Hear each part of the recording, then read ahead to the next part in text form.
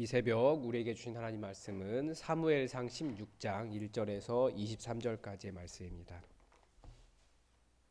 사무엘상 16장 1절에서 23절까지의 말씀입니다. 우리 하나님의 말씀을 다 함께 읽겠습니다. 구약 433면에 있습니다. 사무엘상 16장 1절에서 16장 전체를 다 읽겠습니다. 여호와께서 사무엘에게 이르시되 내가 이미 사울을 버려 이스라엘 왕이 되지 못하게 하였거늘 내가 그를 위하여 언제까지 슬퍼하겠느냐. 너는 뿔에 기름을 채워 가지고 가라. 내가 너를 베들레헴 사람 이새에게로 보내리니 이는 내가 그의 아들 중에서 한 왕을 보았느니라 하시는지라. 사무엘이 이르되 내가 어찌 갈 수 있으리이까. 사울이 들으면 나를 죽이리이다 하니 여호와께서 이르시되 너는 암송아지를 끌고 가서 말하기를 내가 여호와께 제사를 드리러 왔나이다고 이새를 제사에 청하라. 내가 내게 행할 일을 가르치리니 내가 내게 알게 하는 자에게 나를 위하여 기름을 부을지니라. 사무엘이 여호와의 말씀대로 행하여 베들레헴에 이르매 성읍 장로들이 떨며 그를 영접하여 이르되 평강을 위하여 오시나이까.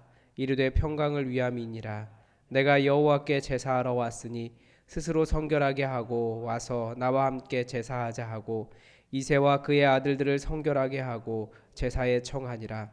그들이 오매 사무엘이 엘리압을 보고 마음에 이르기를 여호와의 기름 부으심 받은 자가 주님 앞에 있도다 하였더니 여호와께서 사무엘에게 이르시되 그의 용모와 키를 보지 말라.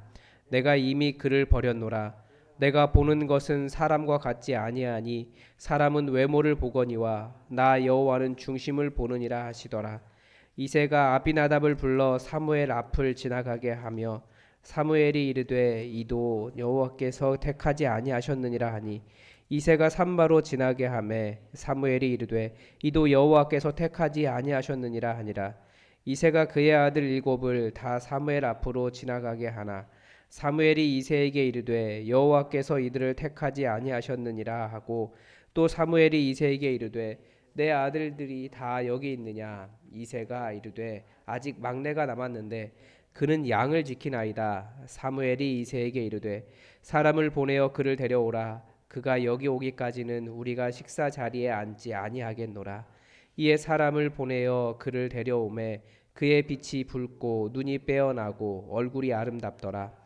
여호와께서 이르시되 이가 그니 일어나 기름을 부으라 하시는지라.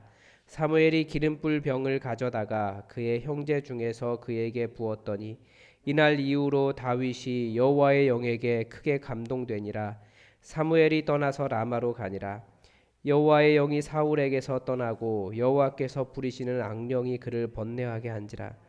사울의 신하들이 그에게 이르되 보소서 하나님께서 부리시는 악령이 왕을 번뇌하게 하온즉 원하건대 우리 주께서는 당신 앞에서 모시는 신하들에게 명령하여 수금을 잘 타는 사람을 구하게 하소서.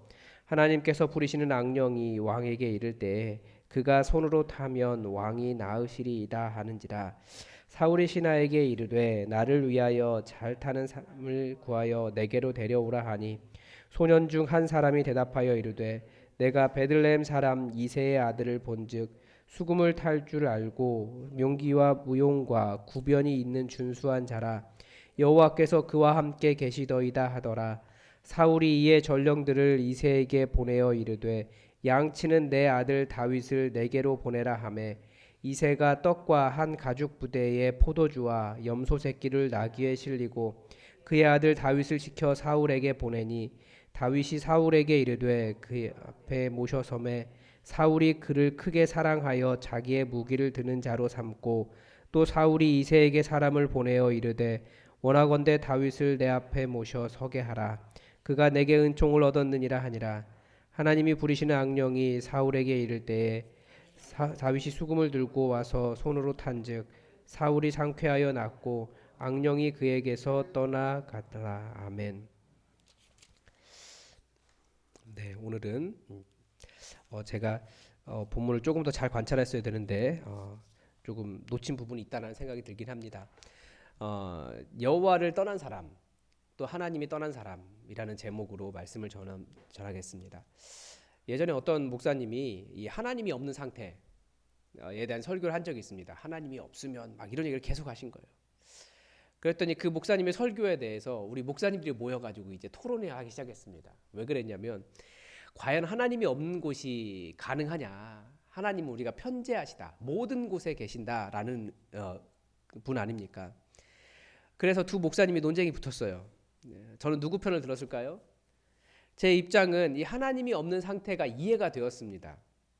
하나님이 없는 그리고 또 그런데 하나님이 없는 곳은 없다라고 하는 목사님과 매우 친했습니다. 그리고 또 하나님께서 편재하신 분이시기 때문에 하나님이 없는 곳은 없다라는 말을 하기가 사실 굉장히 어렵습니다. 분명한 것은 하나님은 모든 것의 주관자이시고 하나님이 없는 곳은 없습니다. 동시에 또 우리는 하나님의 부재, 하나님이 없다라고 하는 상태를 경험하기도 합니다. 그래서 하나님이 없는 상태를 다양하게 표현할 수 있죠. 죄가 있을 때, 우상을 섬길 때, 또 하나님에 대해서 모를 때, 하나님을 찾지 않을 때, 우리는 그럴 때 하나님께서 계시지 않는다라는 것을 우리는 가끔 느낍니다. 하나님의 부재를 느끼는 거죠. 또 우리가 계속 보고 있는 이 사무엘서는 이것을 조금 더 세부적으로 다루고 있습니다. 계속 제기하는 문제는 제사를 지내고 있다고 해서 하나님의 이름을 부른다고 해서 법궤를 가져와 마주 대한다고 할지라도 하나님이 없는 상태가 될 수 있다라고 가르쳐주고 있습니다. 하나님이 계시지 않는 것이 아니라 하나님이 모르시는 것이 아니라 인간이 하나님을 무시하는 상태를 이 사무엘서는 하나님이 없는 상태라고 이야기합니다. 분명한 것은 하나님은 계시지 않은 곳이 없어요. 어느 곳에나 하나님은 다 계십니다. 그러나 인간이 하나님을 존중하지 않고 하나님을 무시할 때 그 상태가 역으로 하나님이 없는 상태를 만들어냅니다. 제가 잘 설명했는지 모르겠는데 이해는 되었으리라고 생각이 됩니다. 하나님이 계시지 않는 것이 아니라 인간이 하나님을 무시하는 겁니다. 그러면 인간의 상태는 하나님의 부재를 경험할 수밖에 없습니다. 하나님을 모르는 사람에게 하나님의 부재를 일으키는 것은 이 세상의 풍조와 악한 영을 따라갈 때 그렇게 되고, 하나님을 안다고 하는 사람에게 하나님의 부재를 만드는 상태가 뭡니까? 사무엘서가 계속 지적하는 것은 불순종입니다.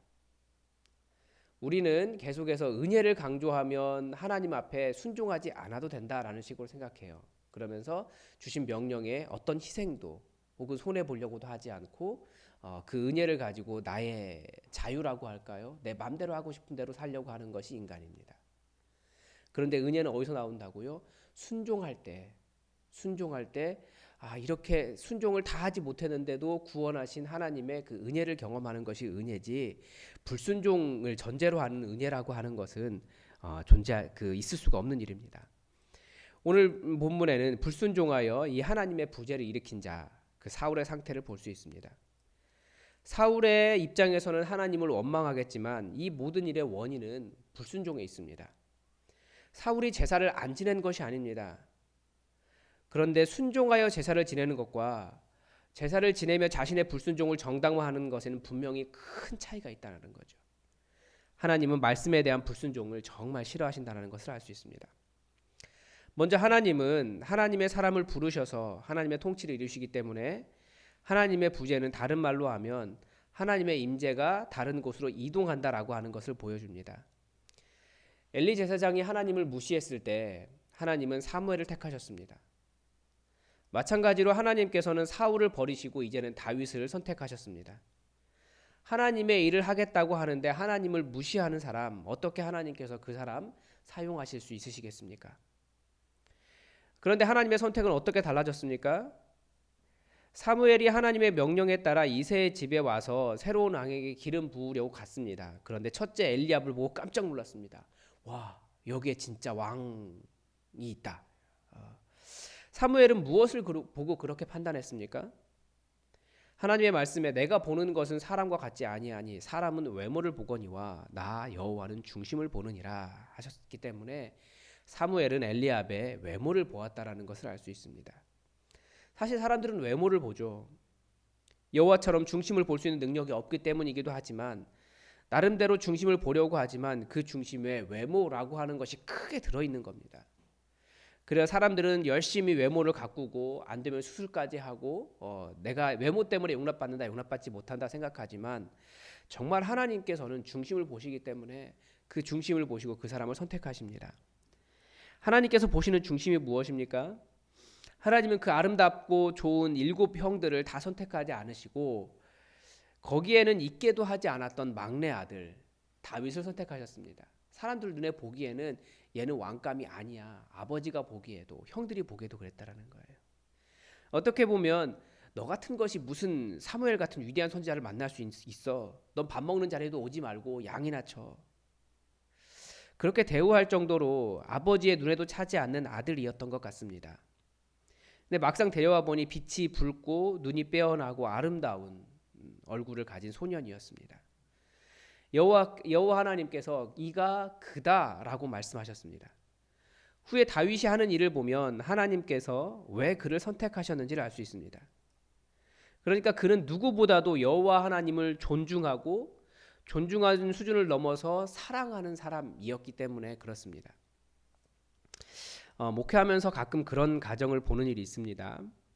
이 집안에 공부 정말 잘하는 자녀가 한 명 있으면 부모는 그 자녀를 중심으로 움직입니다. 그리고 다른 공부 못하는 자녀는 사람 취급도 하지 않는 경우를 봤어요. 부모가 그렇게 무시하고 또 그러니까 공부 잘하는 자녀도 자기가 최고인 줄 알기 때문에 그 공부 못하는 다른 동생이든지 누나든지 완전히 무시하는 것을 보았습니다. 그런데 그 무시라고 하는 수준이 좀 심해요. 좋은 학교를 갈수록 외국의 대학, 하버드 이런 데 갈수록 그 무시하는 수준이 굉장히 심하더라고요. 사람 취급을 하지 않고 학대하고 폭력을 행사하는 것도 보았습니다. 반대로 당하는 형제의 목표는 뭐냐면 어떻게든지 집을 빨리 나오는 것이더라고요. 집에 들어가면 당하기 때문에. 그래서 새벽 기도도 나오고 갈 곳이 없으니까 교회에서 자고 그런 걸 보았습니다. 조금 더 나가면 이제 우울증 걸리고 그리고 조금 더 나가면 자살 시도합니다. 안타까운 것은 공부 못하는 거 아니에요. 그분이 그 공부 못한다고 하는 사람이 얼마나 열심히 노력하는지 아마 지원이 그만큼 되지 않는 것 같아요. 근데 공부 못하는 것도 아니고 그리고 못생겼거나 이런 것들도 아닙니다. 그냥 그런 취급하는 거예요. 정말 안타까운 것은 뭐냐면 공부 잘하니까 결국 사회 지도층에 올라가겠죠. 그러면 그런 사람들은 자기보다 못하다고 생각하는 사람을 얼마나 무시하고 학대하겠습니까? 이미 그 분위기는 시작됐어요. 이미 세상의 교육이 그렇게 가르치고 있습니다. 이 외모를 중시하는 우리의 선택이 그런 것들을 보여주는 거죠. 그래서 그렇게 억울하게 당하고 마음에 어려움이 있는 분들에게 해주고 싶은 말이 있습니다. 사람은 외모를 봅니다. 심지어 부모도 그렇습니다. 그리고 부모조차도 잘하지 못하는 형제에게 넌 왜 항상 그 모양이냐 비난하는 것이 지금 세상이 되었습니다. 옛날에도 그랬어요. 다윗 시대처럼. 그러나 우리 하나님은 그렇지 않으십니다. 우리 하나님은 그 사람이 잘 살기 위해 노력한 그 삶과 그 노력과 그 눈물을 다 아십니다. 그래서 무엇보다도 다윗처럼 하나님을 사랑하는 사람이 되시기 바랍니다. 하나님을 사랑하는 일은 어려운 일이 아닙니다. 그러면 다윗과 같이 하나님의 사랑을 받습니다. 삶이 달라질 수 있고 우리를 왕이 되게 하는 힘은 외모나 어떤 겉에 보이는 능력이 아니라 하나님을 사랑하는 힘이다라는 것을 본문을 통해서 배울 수 있습니다. 그리고 또 하나 하나님이 떠나신 사울에게 어떤 일이 일어났습니까? 말은 바르게 해야겠죠. 하나님의 말씀에 불순종하지 않고 불순종하여 하나님을 무시한 사울에게 어떤 일이 일어났습니까? 안타깝게도 악령이 그를 번뇌하게 했습니다. 지금 계속해서 제가 이제 아까 처음 시작할 때 놓친 부분이 있다라고 말씀드린 것이 이 부분인데 지금 여기서 14절에서는 여호와께서 부리시는 악령이라고 되어 있고 나머지 부분에서는 하나님께서 부리시는 악령이라고 되어 있습니다.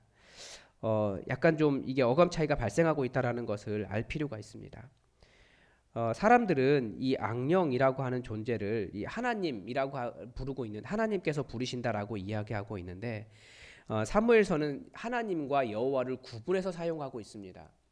다시 말씀드리면 여기서 말하는 하나님이 꼭 여호와를 의미하느냐 이 부분에 대해서는 좀 더 이야기가 필요하다는 얘기입니다.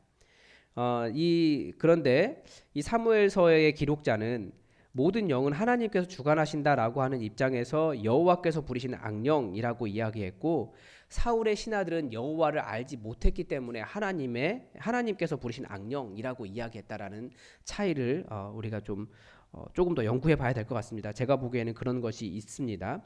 그러니까 하나님이라고 하는 말이, 엘로힘이라고 하는 단어가 모두가 우리가 이야기하는 여호와를 말하는 게 아니에요.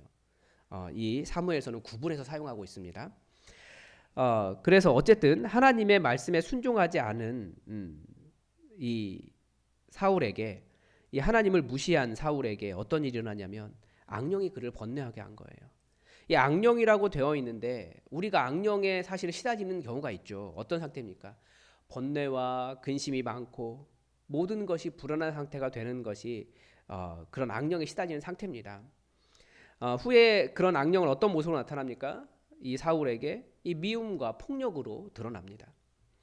우리가 인간이기 때문에 평안과 또 반대로 번뇌와 근심, 불안, 미움과 폭력, 이런 것들이 사실 우리 인간의 마음에는 다 들어 있습니다. 중요한 것은 어떤 상태가 더 크고 지배적이냐, 그런 겁니다. 여러분의 마음속에는 어떤 마음이 더 큰 자리를 차지하고 있습니까? 이 하나님께 순종하지 않을 때 사실은 이런 악신이 훨씬 더 강하게 작용합니다. 자꾸 변명하고, 이 사울 이야기하는 겁니다. 자꾸 변명하고, 자꾸 정당화하고, 죄를 짓고, 자꾸 마음이 딱딱하게 되고, 이제 우리 입장으로 돌아오면 기본적인 경건 생활을 게을리하고, 하나님 앞에 나의 마음을 내려놓고 겸손하게 예배드리지도 않고, 착하고 좋은 마음보다 판단하고 굳은 마음으로 살아가고, 하나님의 이름을 부르면서도 얼마든지 악신에 사로잡힐 수 있다라고 하는 것을 알 수 있습니다. 이 협박처럼 들릴 수도 있는데 이것이 성경이 가르쳐주는 진리입니다. 하나님을 무시할 때 우리 안에 있는 하나님 때문에 나타나는 평안보다 다른 것들이 훨씬 더 커질 수 있다라는 거죠. 우리 안에 다양한 감정이 있기 때문에 하나님께서 떠나시면 괴로움이 굉장히 커질 수 있습니다. 우리 인생은 하나님께서 하나님의 그 크신 손으로 이렇게 막고 계시는 거예요. 바다가 넘어오려고, 땅을 넘어오려고 넘실넘실 거리지만 너 경계는 여기까지야. 그렇게 지켜주시는 것이 하나님의 손길입니다.